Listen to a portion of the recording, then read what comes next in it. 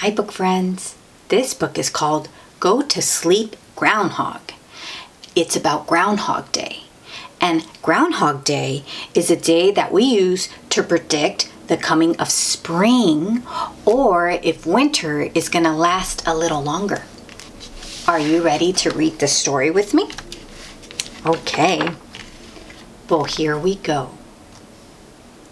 Groundhog went to bed on Columbus Day, just like he always did. He brushed his teeth. There goes Groundhog and his friend the mouse, and they're both brushing their teeth. They're getting ready to go to bed. He put on his jammies. He set his clock for February 2nd. Then he curled up in his warm, cozy bed. He closed his eyes.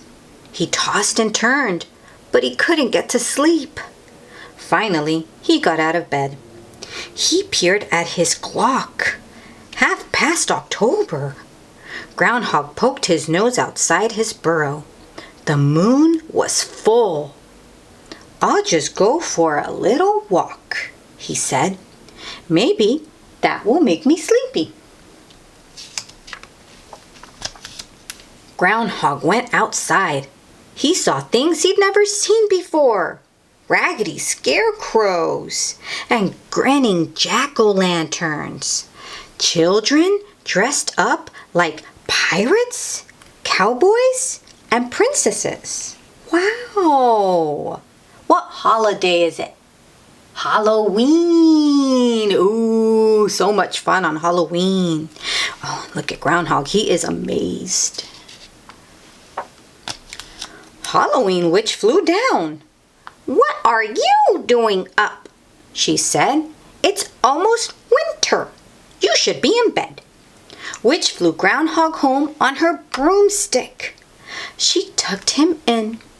She read him a ghost story. She gave him a glass of apple cider. Oh, I love apple cider, very traditional in October. And there goes Groundhog, so content. Groundhog curled up in his warm, cozy bed. He closed his eyes. He tossed and turned, but he couldn't get to sleep. Oh dear. Finally, he got out of bed. He peered at his clock. 1/2 November. He poked his nose outside his burrow. The leaves were red and yellow. "I'll just go for a little walk," he said. "Maybe that will make me sleepy." Groundhog went outside. He saw things he'd never seen before. Tall yellow corn shocks and round orange pumpkins. Turkeys gobbling in the barnyard. It's November. And what do we celebrate in November? That has to do with turkeys. Oh, and pumpkins.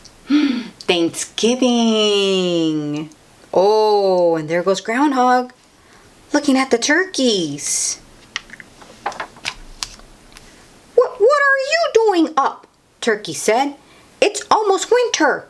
You should be in bed, and I should be making myself scarce." Turkey took Groundhog home. He tucked him in. He read him a story about pilgrims. He gave him a slice of pumpkin pie. Oh, my favorite pie is pumpkin pie. And there goes Groundhog, oh, munching away. Groundhog curled up in his warm, cozy bed. He closed his eyes. He tossed and he turned, but he couldn't get to sleep. Finally, he got out of bed. He peered at his clock. 1/2 December. Groundhog poked his nose outside his burrow. Stars twinkled overhead. "I'll just go for a little walk," he said. "Maybe that will make me sleepy." So Groundhog still can't sleep, and now he's outside in the snow. Groundhog went outside. He saw things he'd never seen before. Colored lights glowing on some houses. candles shining in windows, holly wreaths hanging on doors. He heard sleigh bells chiming in the air. Or is it chiming? Ooh, bells. There goes Groundhog. And I see a snowman. Christmas decorations. Yes, it's half past December. Santa flew down in his sleigh. "What are you doing up?" Santa said. "It's winter. You should be in bed." Santa took Groundhog home in his sleigh. He tucked him in. He read him a Christmas story.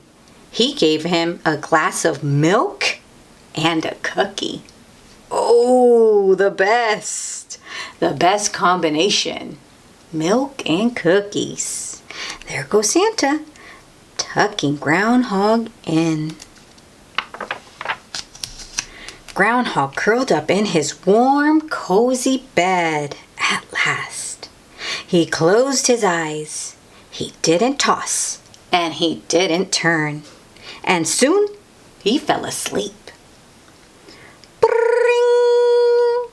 Groundhog opened one eye. "It can't be time to get up yet," he grumbled. "I just got to sleep." Oh, is it time to wake up, Groundhog? Bring, bring. He peered at his clock. February 2nd. Groundhog yawned and stretched. He tumbled out of his burrow. Snow glittered on the ground. The sun was out. The sky was blue. Do you see, Groundhog? The sky is blue. It looks so beautiful. Groundhog saw his shadow. "What am I doing up?" he said. "There are 6 more weeks of winter coming. I should be in bed." He hurried back inside. He ate a bedtime snack. He read himself a bedtime story. Then he tucked himself into his warm, cozy bed. And he pulled up the covers, closed his eyes, and went to sleep.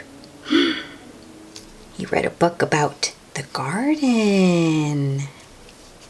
There he goes, sleeping away with his little friend the mouse. And that's the end of Go to Sleep Groundhog. So what did we learn? We learned about Groundhog Day and what it means. And here's a little bit more about it. So Groundhog Day is celebrated on February 2nd. And according to tradition, on this day, the groundhog wakes from winter hibernation. He leaves his underground den and peers outside. If the day is sunny, the groundhog sees his shadow and becomes frightened. He scurries back into his burrow, and we have 6 more weeks of winter. If the weather is cloudy and the groundhog does not see his shadow, he stays outside and spring begins. And how did that come about?